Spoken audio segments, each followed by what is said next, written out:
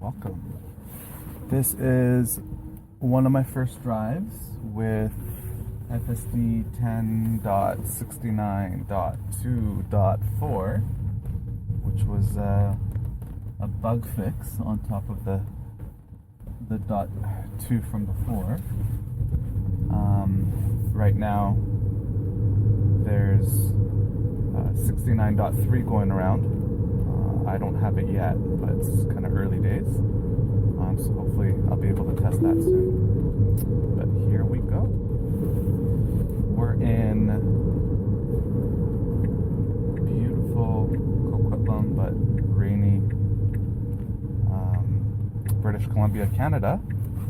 So this will be one of my first videos that goes out, if not the first, after I've been playing around with this kind of camera setup for about a month, and I've had FSD now since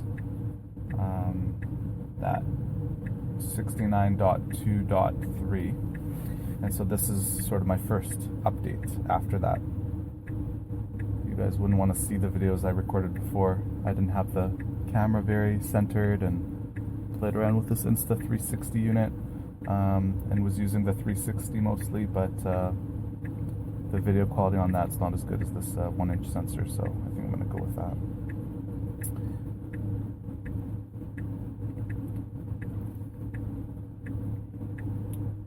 I have noticed some improvements, even though they're just bug fixes from the .3 to .4. I do see some improvements.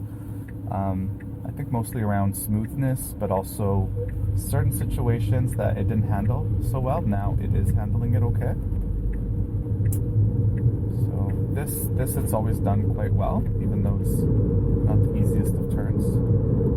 But hopefully on this route we do catch some situations where I've had to intervene before, and then that'll be a nice transition in going into 69.3, which should come out in the next couple of days for me to be able to download, since it's already out for folks in the States.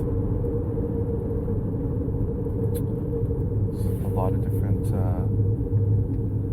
lanes here. Just going to make this full screen. It's a pretty big intersection here. It's able to capture quite a lot. Put this down. You guys don't want to see Hakuna Matata? Maybe you do. I don't want to assume.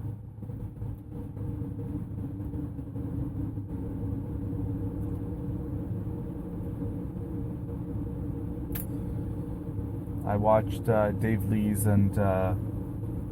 interview that came out yesterday or the day before about the update on 0.4, and or sorry, not 0.4, on 69.3. So I'm really excited for some of the new kind of features, and a lot of it's over my head, but watching that interview does help a lot, and I'm hoping that some of the improvements, and it sounds like one of the improvements I'm really looking forward to is just the overall efficiency of the system. Hopefully that will allow them to put on more things in the car, like visuals, like new animations. I'm hoping they'll have more resources, which will maybe bridge the gap between hardware 3 and hardware 4, because obviously that's going to give a ton more resources. So here's one example that I have to intervene. It was going into a bus lane. I don't know why. It's done that before. But usually what it's done in the past was it actually turns into it. That was kind of new, and that actually just went right from the intersection right into that lane versus going into the lane and then switching over. Let's see what it does here. Good take on the yellow light. Very smooth. I would have done the same thing, so that's a close call. You can kind of go either way. Obviously it can be confident enough in its braking to be able to make that stop, but I'm sort of glad that it didn't do that. Here's a slowdown I get sometimes. I'm going to hit the gas here because I've got someone behind me. It does that sometimes and not other times, so I just hit the gas. Did not annoy the person behind me there.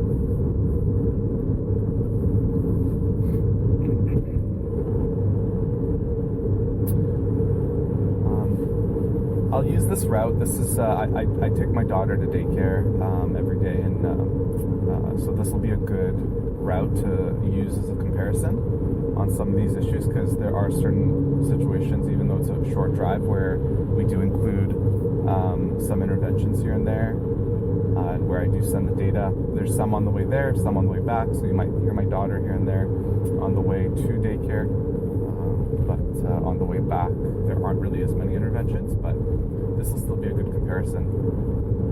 I'm always impressed at some of the things it does, and then surprised by some of the things it can't do yet. But I'm not an AI robot, so who am I to be surprised by something like that? But I'm impressed. Like, one example is knowing to slow down on a curve, and how it does that in uphill situations versus downhill. That's pretty impressive to me, to kind of just be able to contextualize that and make some kind of decision, or have some kind of understanding. It implies at least some understanding. And I'm talking, of course, when we're not following someone. In this case, we're following someone. Can't wait until it's able to slow down for, potholes and speed bumps and things like that. I mean, it does a little bit, but maybe not to the extent that would be that I think most people would want to slow down to.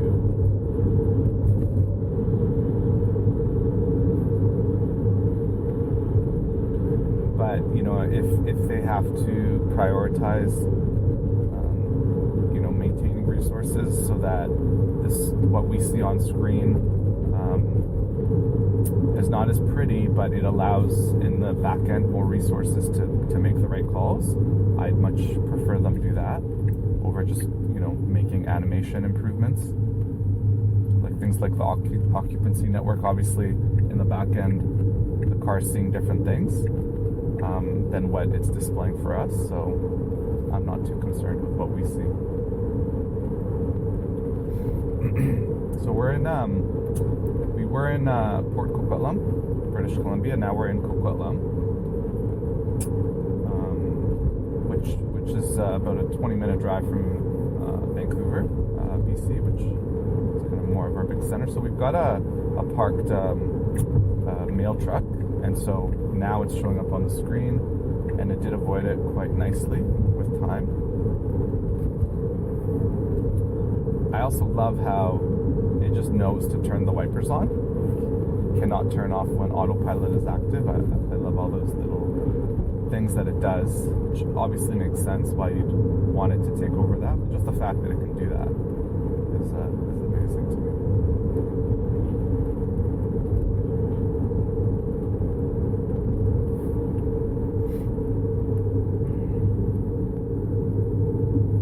See what happens when I change the destination on the fly, just because I'm about to come up to my conclusion here.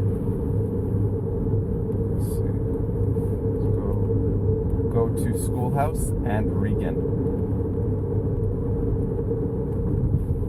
So reads those audio cues quite well.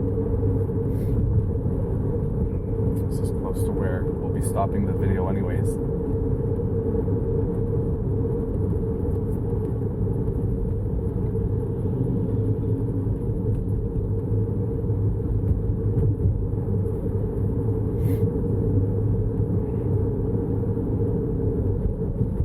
If you are from Canada or are familiar with BC or kind of the lower mainland Vancouver area, let me know if you want me to go to certain places. When I have time on the weekend, I'll try to do that and record videos.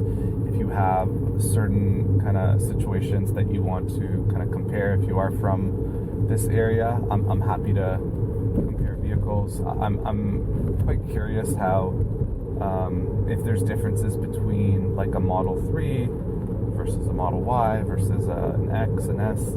My wife has an X, but we're waiting for the camera upgrade. She's got a 2017 X. So I think on November 18th, we've got an appointment. They said by then they should have the item in stock. And then I'll shoot some videos with the Model X and look at some comparisons that way as well.